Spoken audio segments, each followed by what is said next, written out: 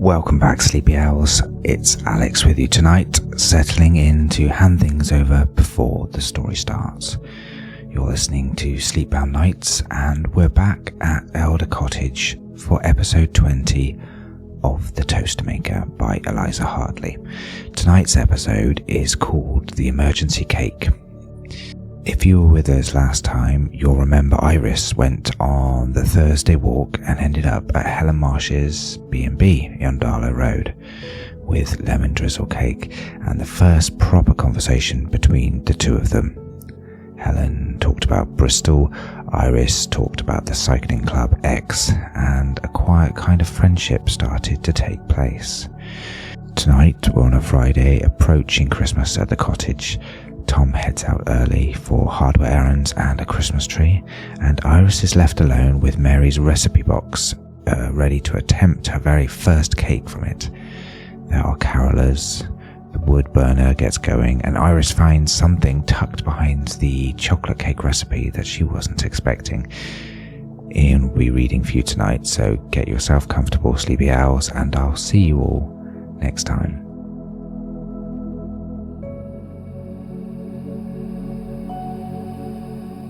The Emergency Cake. Tom left at 8:30 on Friday morning. The van was loaded with empty cardboard boxes, an old picnic blanket folded under them for tree purposes, and a list of small hardware errands written on the back of a receipt: sash brush, a particular size of brass screw, paint stripper of the kind that didn't take the wood off with the gloss, and, if the morning held to its promise, a small Christmas tree from a farm out past Bramley that he'd been going to since he was about Emily's age. "You're sure you don't want to come?" he asked at the door, scarf already on, gloves on top of the radiator warming. "We could do the tree together. You'll be back by dark with snow on your hat and a tree on the van, and that will be the proper way of doing it." Iris had her own plans for the day, which involved an apron she didn't usually wear, the cleared section of counter that she'd cleared again at 6 this morning out of nerves, and Mary's emergency chocolate cake. Go, small tree, 6 foot at the very outside. The cottage isn't a cathedral. Define small. Margaret told me about the 1989 tree. Don't be your father about this. My father got a tree so tall, the angel touched the ceiling at a 45-degree angle, and looked drunk, Margaret told me. Don't. All right, restrained. He kissed her, quick, on the cheek, the way he kissed her when he was thinking about the weather, and went out into the morning. The gate clicked. The van complained for a few seconds, and then started. She listened to him pull away up the lane until the diesel rattle was indistinguishable from the rest of the village's December noise, and then she stood for a moment in the hallway with her hands on her cardigan pockets and felt the cottage settle around her. Just her, then, and Moss, who was on the stairs 3 steps up, his tail laid over his front paws in the configuration he adopted when no movement was required of him, and he intended to make this clear. "Just us," she said. He blinked slowly, which was his way of agreeing without expending energy. She'd taken the recipe card out of the box last night.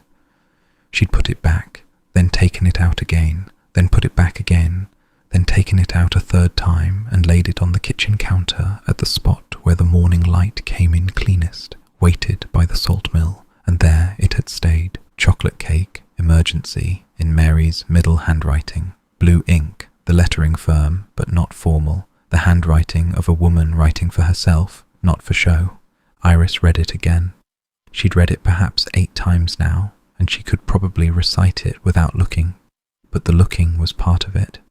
The looking was a ritual she hadn't quite worked out yet, the proper choreography of starting to cook from a dead woman's recipes. There ought to be a sequence, a kind of clearing of the throat. She made tea. That was the first stage. 2 scoops of Yorkshire Gold, water just off the boil. The brown Betty teapot warmed first because Mary had written in the margin of a different card that warming the pot was the difference between tea and brown water, and Iris had decided, sometime in the night, that she was going to start taking Mary's directives seriously, not slavishly, but seriously. She fed Moss. He attended to his bowl with the focus of a cat who took his contractual obligations to food very seriously and could not be distracted from them, even by the unusual energy in the kitchen. She got out the ingredients, butter from the fridge. She set it on the counter to soften because Mary had underlined softened and added the note, "Cold butter and sugar don't get on. Give them a chance. Caster sugar from the jar with the dent in the lid.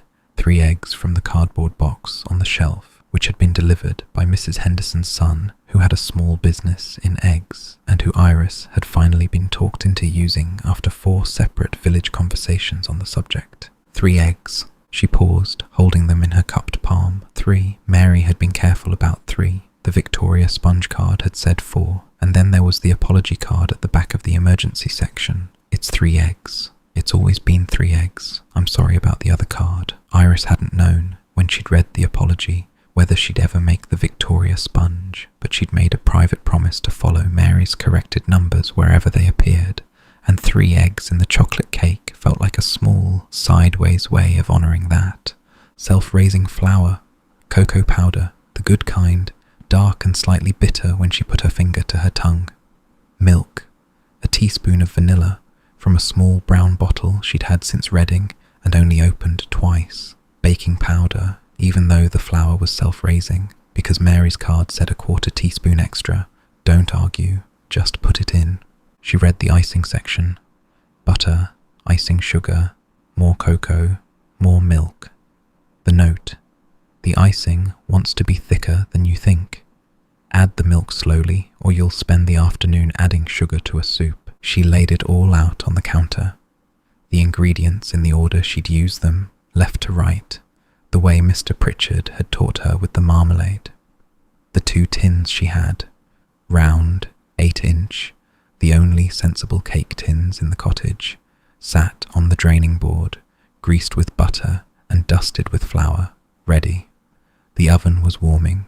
The radio she'd switched on for company was playing something on Radio 3 that involved a piano and seemed mournful, which she changed for Radio 4, which was discussing tax policy, which she changed for the local station, which was playing carols in a way that suggested they were going to keep playing carols until New Year's Day, and there was nothing anyone could do about it.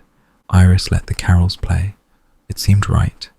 In the bleak midwinter, sung by a choir that wasn't trying too hard, the kitchen was warm. The light through the window was the grey of a sky thinking about doing something it hadn't yet committed to. She took a breath, set her shoulders, and started. The butter and sugar went into the bowl. She creamed them with the wooden spoon, the one that had a small bite taken out of the handle, from some forgotten incident before Iris had owned it. The instructions were not to overbeat. Don't go fluffy. Mary wasn't a fluffy cake person. Pale, smooth, just combined. Stop when you'd want to stop if you were tired. So she stopped when she'd want to stop if she were tired. The mixture was pale and smelled like sweet butter, which was the smell of every cake she'd ever had a hand in making.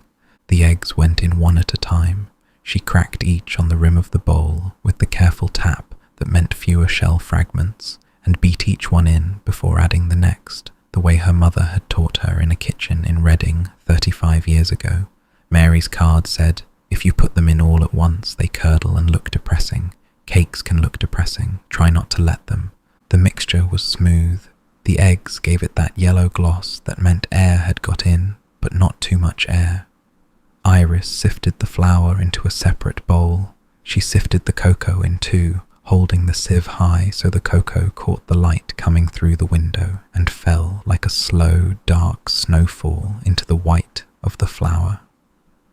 She stopped, watching it, the slow, dark snow, the kitchen light, the cocoa, the sound of carols on the radio, and the radiator ticking, and Moss having repositioned himself on the windowsill, his tail curled, watching the garden. It was a small moment. Nobody else would see it. The whole of it lived for about 4 seconds. The dust of cocoa falling, the late morning light, Moss against the window, the carol on the radio.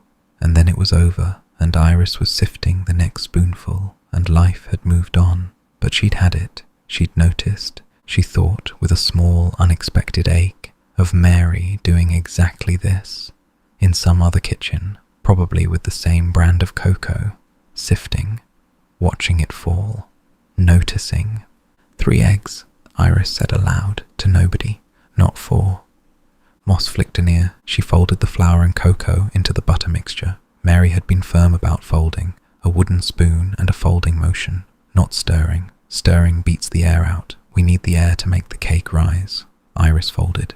The dark cocoa swirled into the pale base in ribbons before disappearing, and the whole bowl became the colour of wet earth, the deep brown of a good chocolate cake batter that hasn't yet been baked, but has decided what it's going to be. The milk went in last, 3 tablespoons, then a 4th because the batter looked stiff. Mary's card said in tiny handwriting at the bottom, add a 4th if it needs it. It almost always needs it. Iris divided the batter between the 2 tins, levelled the tops with the back of the spoon, tapped each tin once on the counter to settle the air bubbles, slid them into the oven on the middle shelf. 25 to 30 minutes, Mary had written. If you smell chocolate, they're done. The smell will reach you in the sitting room. That's the test. Don't open the oven door before 25 minutes have passed. I mean it. Iris set the timer. 25 minutes. She wiped the counter, washed the bowl, the spoon, the sieve, made fresh tea, stood at the window watching the garden. The sky had decided. It started so softly she didn't notice the first minute of it. A fleck moved past the window, then another, and she thought for a half second it might be ash from someone's chimney drifting on a crosswind, then a third, then a few, and by the time she'd straightened up and gone closer to the glass, it had become unmistakable. Snow. The first snow of the winter, soft and not committed yet, just a thin tracery in the air over the garden, the flakes large enough to see one at a time. They came down without rush, the way snow did when it had been preparing itself for hours behind a sky that hadn't yet given anything away, and they settled on the top edge of the fence and on the shoulders of the pansies in the pots by the door and on the dark wood of the bird table that Iris had been planning to refill for 3 days and would now have to do in the snow. Moss, she said. Moss had already seen it. His tail twitched in the alarmed way it did when the laws of the world were being adjusted without consulting him. He looked at Iris with a level of accusation that was disproportionate, given that she had not, in fact, made the snow happen, and then turned his head back to the window with the determined attention of a small orange judge. Iris stood at the glass and watched. The carols on the radio had moved on to the holly and the ivy, and the village beyond the fence was beginning to be drawn in 2 tones, the dark of the trees and the houses, the pale that was settling in patches on the field beyond the lane. A red car went past at a careful speed. Mrs. Patterson's tabby, not Gerald, the other one, appeared on the wall and then thought better of it and disappeared again. The fairy lights on their timer would not come on for hours, but the garden in the snow had its own faint glow, the way new snow always did, even in the daytime, as if it were holding on to a little of yesterday's light. The cake was rising in the oven. She could already smell it, a faint, sweet, chocolatey warmth that had not yet bloomed into the full smell. The smell would come. At 20 minutes she resisted the oven door. Mary had been firm. She made another cup of tea instead and read the next card in the emergency section, because the emergency section turned out to have a second card behind the chocolate cake, a small one, tucked sideways, that she hadn't seen on Wednesday. If you are eating this cake alone, Mary had written at the kitchen table, in the dark, please don't. Take it into the sitting room, put on a lamp, eat with both hands. The cake doesn't help if you eat it like it's a punishment. Iris stared at the card. It wasn't sad exactly. It was sad, yes, but it was also funny, and it was also kind, and it was also instructive, and the instruction was so specific that it almost felt like Mary was sitting at the other side of the table, giving her a hard look about the kitchen lighting. Eat with both hands. Iris laughed, a small, wet laugh that surprised her, and tucked the card back behind the recipe. The timer went at 25. She opened the oven cautiously. The cakes had risen. They had the soft, slightly cracked tops of cakes that had committed to themselves. She slid the skewer in, clean, with a few moist crumbs sticking, exactly as Mary's card said it should, and lifted the tins out onto the rack on the counter. The smell hit her properly for the first time then. It had been building, but the moment of opening the oven released it all at once into the kitchen, and the kitchen filled with the warm, slightly sticky, deep cocoa smell of a chocolate cake just out of the oven. It was the smell of birthday parties and Sunday afternoons and cafes in Bath in February, all rolled into one and translated into the language of Elder Cottage. Moss got up. He had been on the windowsill for nearly an hour and had not previously committed to descending, but the smell brought him down, and he came over and sat at her feet and looked up at the cooling rack with the open, hopeful face of a cat who knew this smell was not for him, but was prepared to negotiate. "It's not for cats," Iris said. He kept his face hopeful. "It's particularly not for cats." She caught herself on the word and frowned. She had been trying not to use it lately, having noticed she used it too much, but it slipped in sometimes, and there was nothing to be done. She picked Moss up and held him for a moment against her shoulder. He went stiff with the indignity of being lifted, then relented and pushed his head under her chin, and the purring started low in his chest as if it had been there all morning, and he'd been pretending it wasn't. "Chocolate's bad for you," she told him. "I'm protecting you." He didn't believe her. She set him down. He went to the radiator and arranged himself there with the air of a cat who had decided to forgive the world for a small list of grievances, including snow, chocolate, and the cardboard box that had not yet appeared for him to sit in, despite there being one in the hall. She let the cakes rest in the tins for 10 minutes. Mary had been firm about that too. Patience. You wouldn't think a cake could break itself, but it can. When she turned them out onto the rack, knife around the edge first, then the tin upended, then the rack on top, then a sharp tap. They came clean, both of them. Perfect domes underneath, the top slightly cracked, the colour rich and even. She stood looking at them. 2 chocolate cakes, on a rack, on her kitchen counter, on a Friday in December, in a cottage that smelled of cocoa and warm flour, and faintly of the cardamom-scented soap from the bathroom, and the residue of yesterday's toast, and the cold tang of new snow seeping in around the back door. The first thing she had made from Mary's box. She wanted to cry briefly, and then she didn't, and the not crying surprised her. She had expected to. She'd been a little bit nervous last night of the emotional weight of this, but the kitchen had absorbed the morning the way it absorbed everything, quietly, without ceremony, making space for what needed to happen without making a fuss about it, and the 2 cakes on the rack looked like nothing so much as 2 cakes, just cakes, made because she'd wanted to make them, from a recipe written by a woman who'd wanted them to be made. "All right," she said. She went outside. The back step was already lightly dusted, and the air smelled of snow, that clean, slightly metallic smell that wasn't a smell so much as the absence of all the usual smells, washed out by the cold. She stood for a minute with her hands in her cardigan pockets, breath clouding, watching the garden being slowly redrawn in white. The fence stood, Tom's fence, 2 months on now, the panels straight, the new wood beginning to weather to grey. The fairy lights along the top edge wore a small white edging of snow. The bird table needed seed. The pots by the back door were starting to fill in. From over the garden wall came the faint sound of a car door, then Mrs. Patterson's voice across the lane to someone she couldn't see, saying, "I told him, didn't I? I said it was going to come down, and he said..." And then the wind moved and took the rest of the sentence away. Iris went back inside, wiped her boots on the mat she'd put down last week for this exact reason, made another cup of tea, which she didn't strictly need, but which the day seemed to require, and went back to the recipe card. Icing. The icing was simpler than she expected. Butter softened, icing sugar sifted, cocoa sifted in too, milk added a spoonful at a time. Mary's warning, thicker than you think, kept her honest, and she stopped at 3 tablespoons of milk, even though her hand wanted to add a 4th. The icing was glossy and dark, and held a peak when she lifted the spoon. She tasted it. It was very good. The cakes had cooled.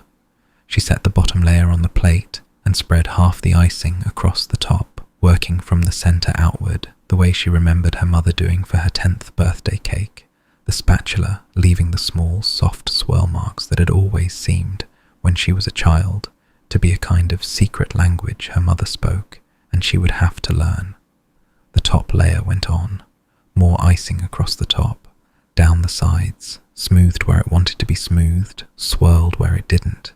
It looked like a chocolate cake. It looked, in fact, like the chocolate cake on the front of every cake magazine cover Iris had ever absent-mindedly looked at in a doctor's waiting room. Glossy, dark, substantial. It sat on her white plate in the middle of her kitchen counter as if it had always been going to be there. She washed up, wiped the surfaces, put the recipe card carefully back in the box, behind the emergency tab, with the small card about eating with both hands tucked in next to it. It was 1:30. The snow had thickened. The lane was now properly white, not deep, but enough that she could see the marks of a single set of car tyres going past, 2 black lines through the white. Through the back window, the field beyond the garden was disappearing under it, the bare hedgerows softening into pale columns. Her phone buzzed. Tom, snowing here too. Tree farm closed for safety until 2. I'm in a cafe in Bramley, drinking the worst hot chocolate of my life. I miss you. Send a picture of the cake if it's done. She sent a picture. Then, because the picture didn't quite do it justice, and she realised, just a little bit proud, she sent a second one with Moss in the foreground, glaring at the cake with cat malevolence. Tom, oh my God. Tom, I'm coming home. Tom, 2 hours, maybe 2.5 if the snow keeps up. Hold the cake. Iris, the cake will keep. Drive safely. Get the tree. Tom, I'll get the tree. Don't eat all of it. Iris, I make no promises. She set her phone down. Made toast, because of course she made toast. Because the cake was a special occasion act, and toast was what kitchens did when they wanted to settle back into themselves. And ate it standing at the window with butter on her fingers, watching the snow. At 2:20, the gate clicked. Iris had been at the kitchen table with a book and another cup of tea, half listening to the carols and half not, and she put the book down and went to the window. 2 figures on the path, Rose, in a green coat she hadn't seen before, with snow in her hair, and Emily, in a pink hat with a pom-pom that had collected its own small snowdrift, carrying a Tupperware box and looking for a 7-year-old like she had urgent business. Iris opened the door. "We brought you flapjacks," Rose said, before any other greetings. "Emily made them. They're trapezoidal. Don't comment on the shape. She's sensitive about the shape." "I am not sensitive about the shape," Emily said. "I'm 7. Sensitive about shapes is a grown-up thing." "Then why did you cry yesterday when one came out triangular? That was a structural failure, different." "Come in," Iris said, out of the snow. "The kitchen's warm. The cake's done. I'll make you both something hot." They came in. Emily attended to her boots with the methodical concentration of a child who had been told 8 times that snow on the floor was unacceptable and was determined not to be caught out. Rose unwound her scarf and looked at the cake on the counter and made a sound, a real one, not a polite one, and said, "Iris, it's Mary's. It's beautiful. It's Mary's. I just followed the card." "Yes, well, the card was very lucky to have you follow it." Rose was looking at the cake with something close to reverence, which was disproportionate, except that Rose understood, in the way that not everyone in the village would have understood, exactly what this cake was, the first one, from the box, on a snowy Friday, in Iris's kitchen. "Can I have a slice?" Emily asked. "You absolutely can have a slice, both of you." "I shouldn't," Rose said. "You absolutely should. I made it for eating." Mary was very firm. "All right then, just a small one." Iris cut 3 slices, small for Rose, slightly less small for Emily, the third for herself because Mary's other card was sitting in her head.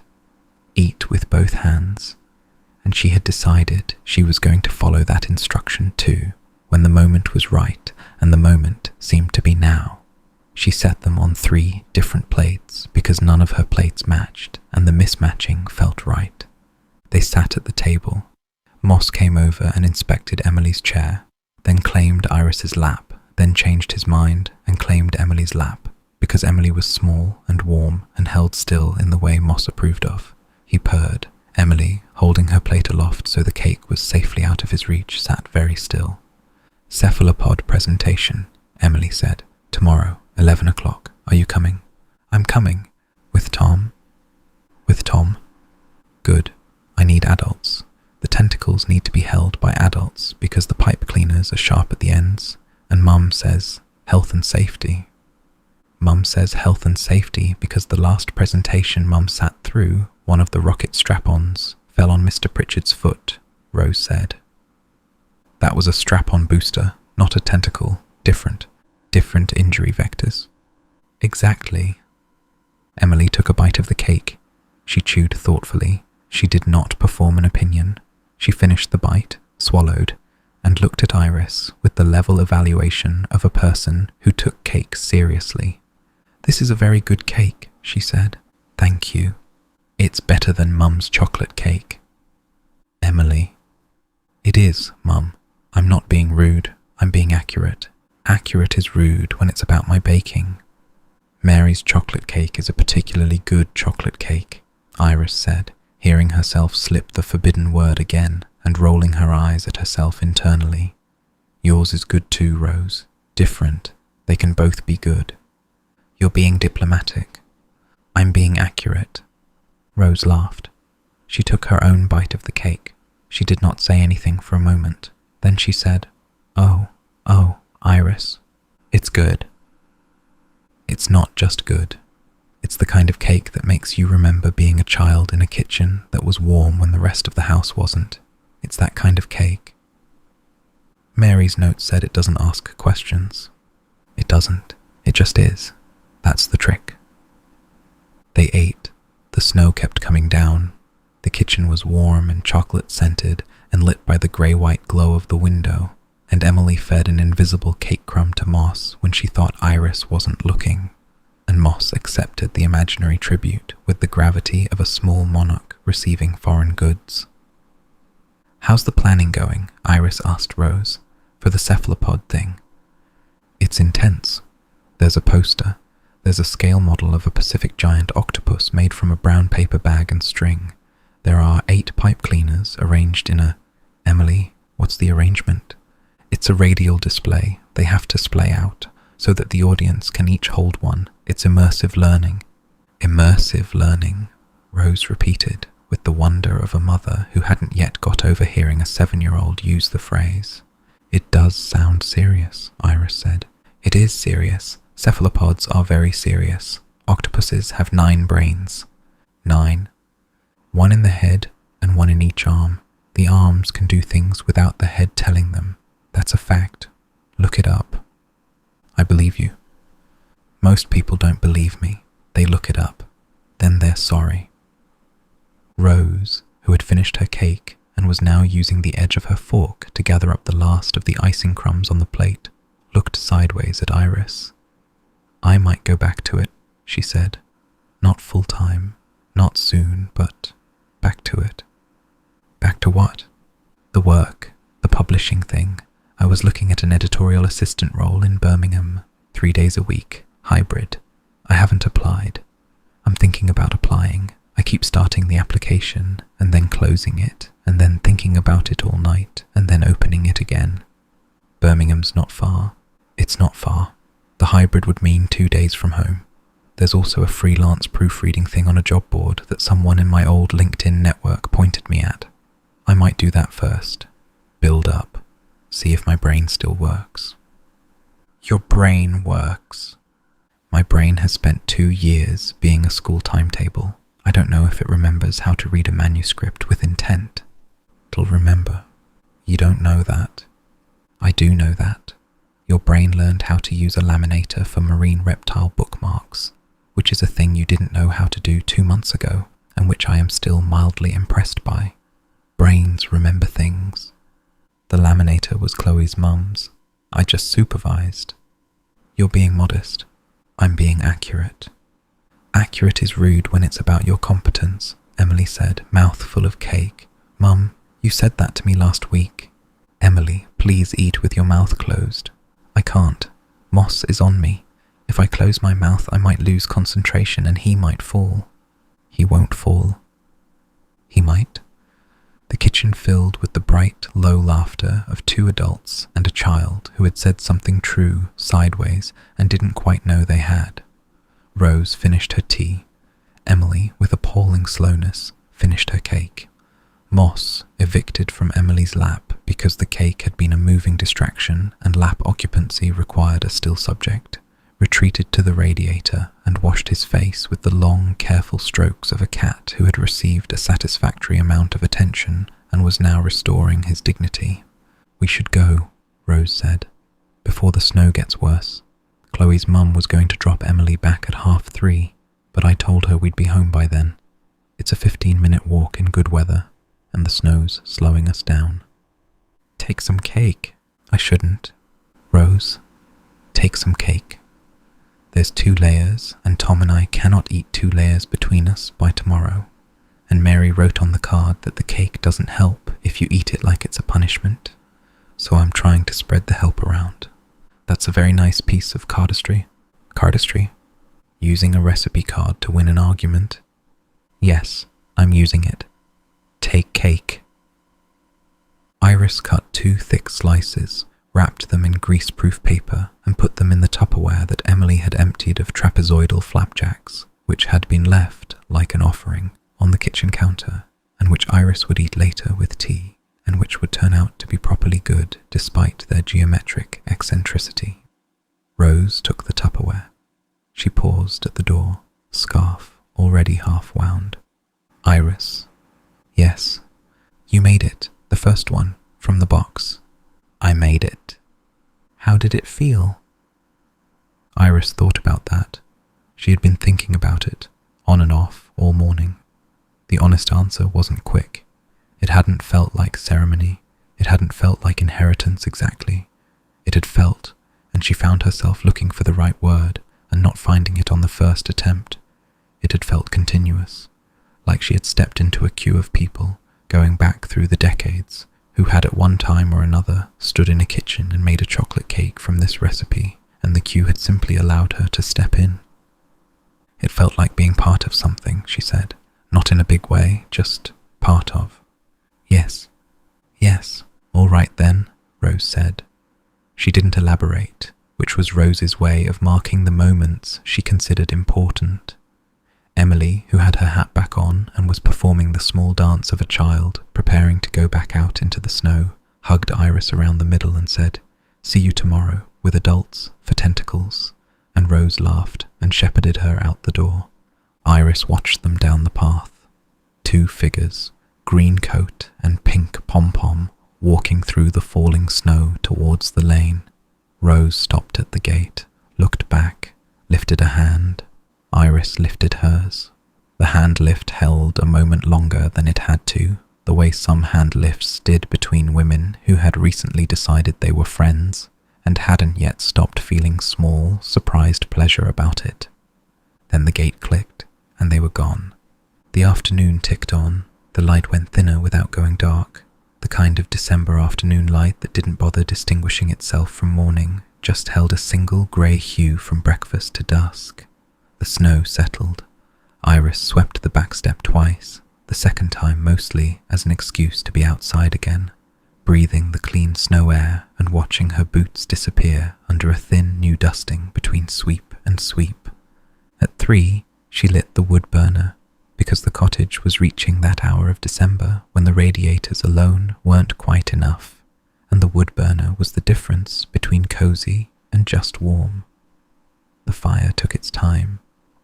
Tom had laid it the night before, kindling, 2 small logs, paper crumpled in the bottom, and she set a match to the paper and crouched in front of the door, watching the flame find the kindling, and the kindling find the logs, the small, bright life of it taking hold and beginning to push warmth into the sitting room.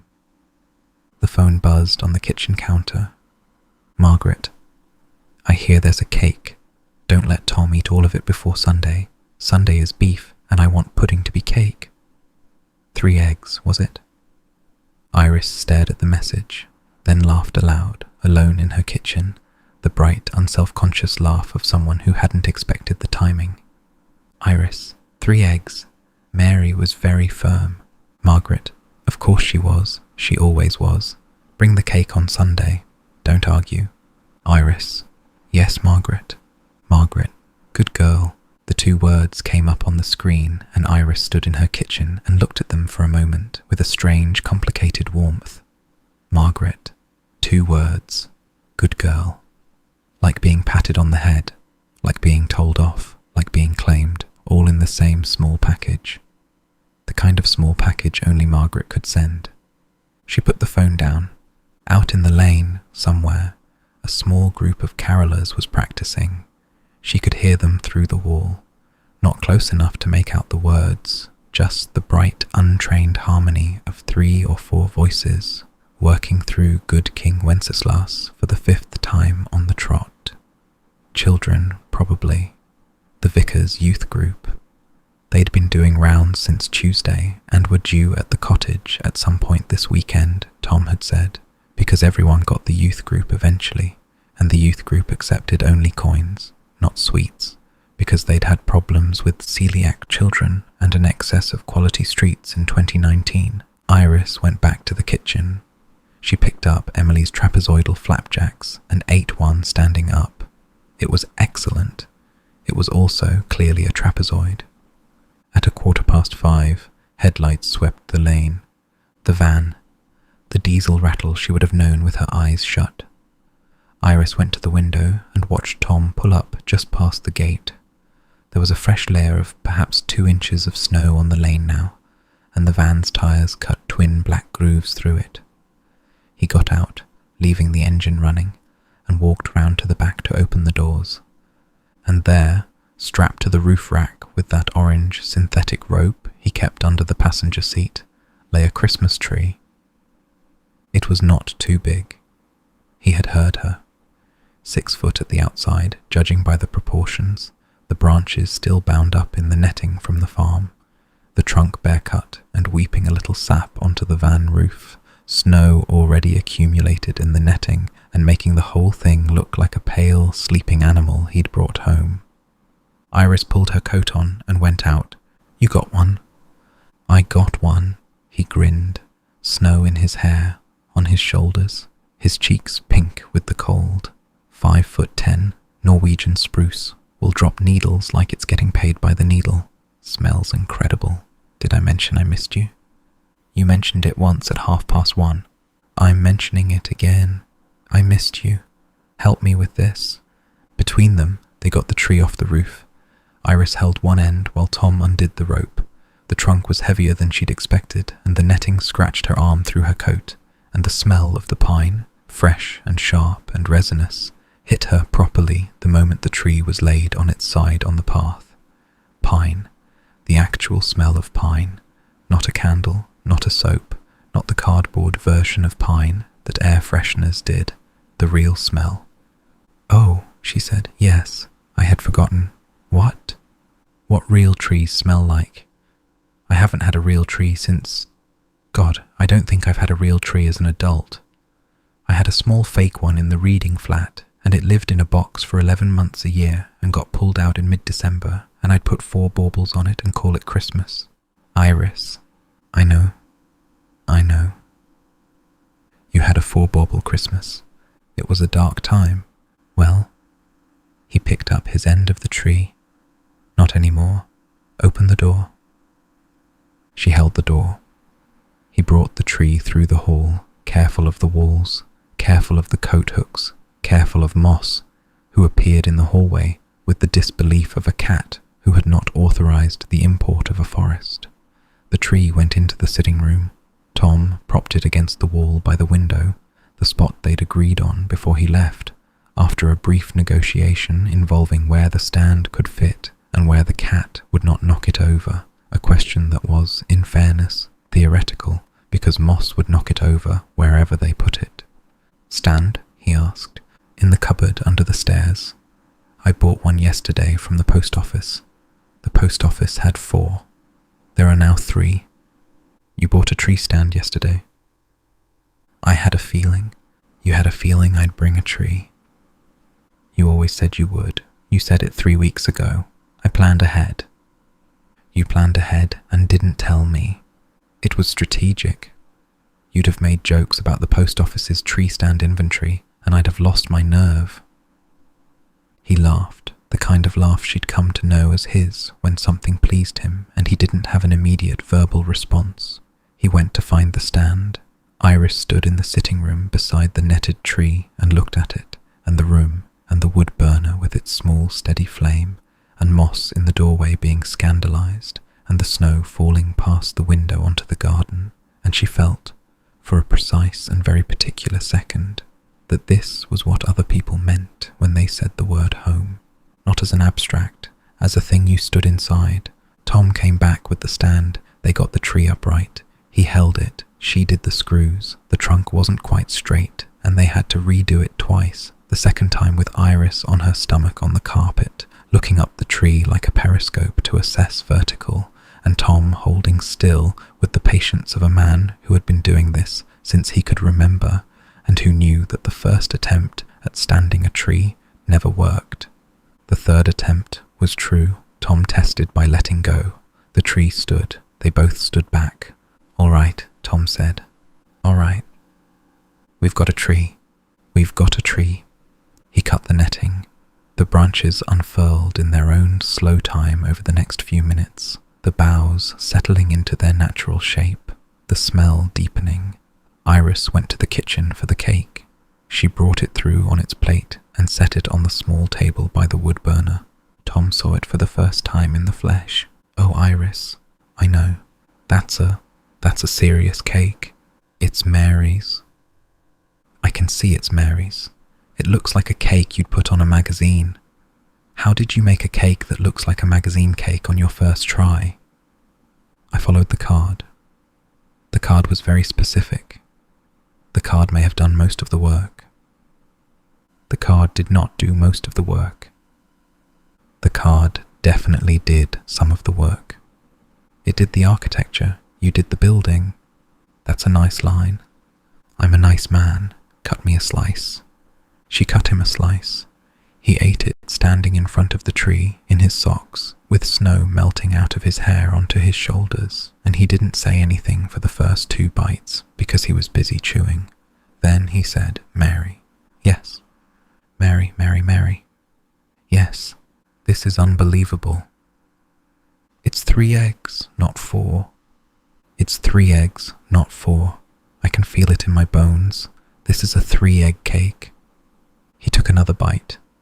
Snow had begun to slide from his shoulder onto the carpet, and he didn't appear to notice. She watched him eat.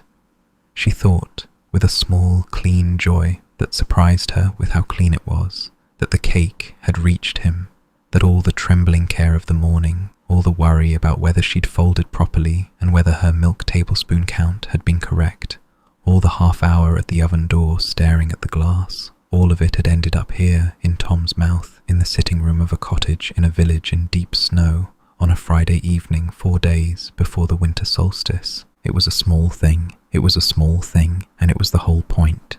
"I'll save you a slice," she said. "You'd better. Margaret wants the rest of it on Sunday." "Margaret can have some of the rest of it on Sunday." "Margaret says don't argue. Margaret can have whatever she wants. Mum's an ungovernable force. We knew this." They ate properly later. Soup, bread, more cake, Tom on the sofa, and Iris in the armchair, and Moss on the back of the armchair watching the tree, with the focused suspicion of a cat who had decided this development required vigilance. The fairy lights outside on the fence had come on at 6, and were now a fine line of gold through the falling snow. The fire in the wood burner had settled to a deep red glow. "Decorations tomorrow," Tom said. "I dug Mum's old box out last week. There's a wooden star Dad made. There's a glass robin that everyone thought was lost in 1998 and turned up in 2002. There's about 40 feet of lights of dubious electrical safety that I want to inspect before plugging in." 40 feet. Margaret used to wrap the tree in a forensic amount of light. She said anything less than 14 strings was apologetic. Her word. You inherited an opinion about strings. I inherited many opinions. Tomorrow then, decorating in the morning. Cephalopods at 11. Cephalopods? Emily's presentation. At Rose's, 11 o'clock. We are required to attend as adults, capable of holding a tentacle without injury. Oh, the cephalopod thing. The cephalopod thing. I was hoping it would happen. Did you know octopuses have 9 brains? I know they have 9 brains, Emily told me. She's very firm on the brain count. I had no idea about the brain count until last Tuesday.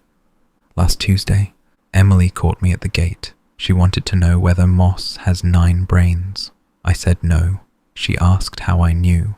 I said I just knew. She wasn't satisfied with my answer. You should ask her tomorrow how she'd test it scientifically. I'm not provoking her tomorrow. Tomorrow I'm a respectful audience. The carolers came at 8, 3 voices, properly tuned this time, having clearly resolved the good King Wenceslas situation.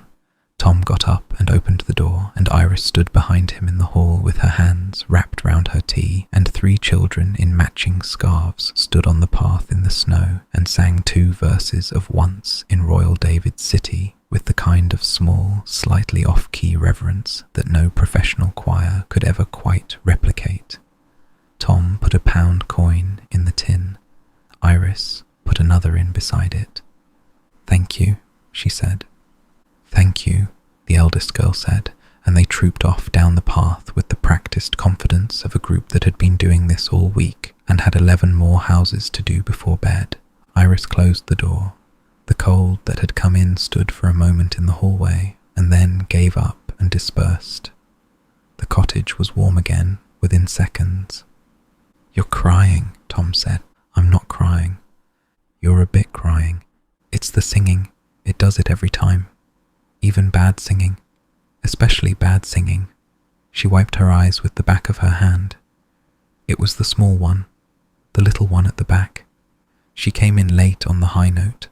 I don't know what it is about a child coming in late on a high note. "Iris," Tom said. "What?" "Come here." She came.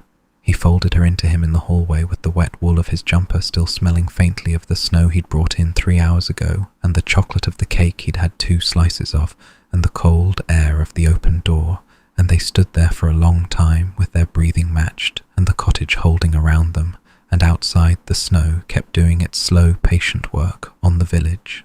Later, much later, when the fire had been banked and the kettle had gone on for a last time, and they were sitting on the sofa together with moss between them and the tree, dark and waiting in the corner, Iris thought again about Mary's small second card, the one she hadn't shown Tom yet, and probably wouldn't because it felt like something Mary had written to her specifically and not for an audience.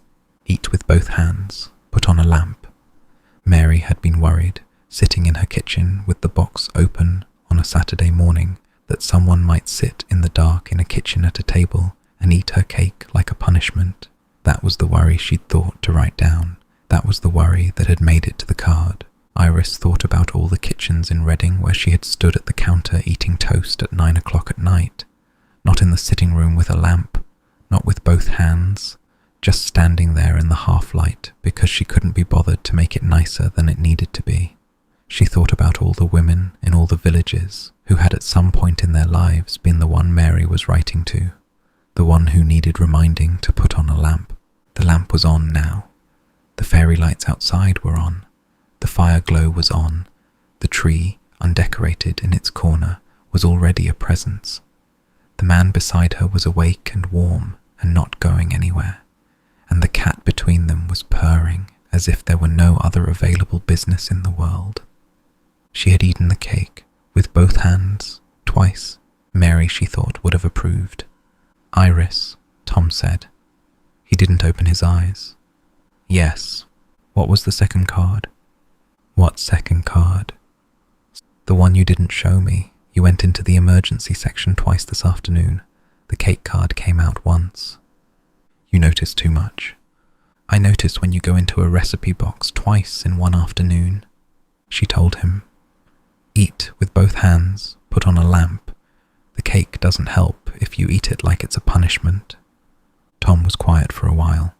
Then he said, "She'd have liked you a lot." "You keep saying that." "I keep saying it because it keeps being true. She'd have liked you, and she'd have come round on a Saturday morning with the wrong amount of marmalade and told you you'd made the cocoa too dark, and you'd have shown her the card, and she'd have said, 'Well, I never put that on the card, did I? That must have been someone else's writing, even though it was her writing, and you and Mr. Pritchard and Mary and I would all have eaten the cake together at this kitchen table in this cottage with a cat and a fire and snow outside, and Mary would have got the last slice because she always got the last slice, and that would have been a Saturday morning. That would have been a Saturday morning. Yes, I wish I'd known her. I know. I wish I'd known her in this kitchen. I know." The wood burner ticked. The radiator answered. Moss, between them, turned over to put more of his stomach against Tom's leg and made the small huff of a cat reorganizing himself to maximize heat capture. Outside, the snow kept falling, perhaps 4 inches now by the look of the depth on the wall, and somewhere up the lane the carolers had finished their rounds for the night and gone home to mince pies and their parents, and Helen Marsh, 2 streets away in her sage-green kitchen, was probably doing something quiet and contained that involved either a book or a mug of milk, or, knowing Helen, both. "Bed," Tom said after a while. "In a minute.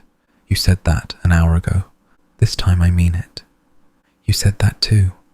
In a minute." He laughed. She laughed. The fire ticked down a little further. The tree stood in the corner, waiting for tomorrow, when there would be boxes from the loft, and a wooden star carved by a man who'd died too soon, and a glass robin lost for 4 years, and a son and his girlfriend, and a mother who was an ungovernable force, and a cat who would view the entire enterprise as an unnecessary disruption of his routines. But that was tomorrow. Tonight was the cake, the first cake, from the box, half eaten on its plate by the wood burner, the other half wrapped under a tea towel on the kitchen counter with a slice cut and saved for Margaret on Sunday because Margaret had said, "Don't argue."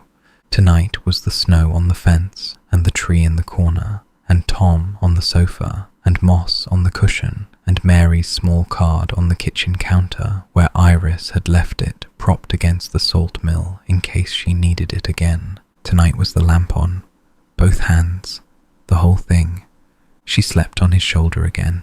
Tom didn't carry her up. He just stayed put, the way he had on Thursday, and let her sleep there with the cat warm between them, and the fire low, and the cottage holding around them. In the morning there would be a tree to decorate, a cephalopod to attend to, snow to clear from the gate, a Sunday lunch to prepare for, with cake. For now there was only the small, steady work of the night doing itself, and the snow doing itself, and a kitchen that smelled of chocolate and pine, and the warm cottage smell of 2 people who had decided to stay. The fairy lights kept their gold against the white. The tree breathed quietly in its corner.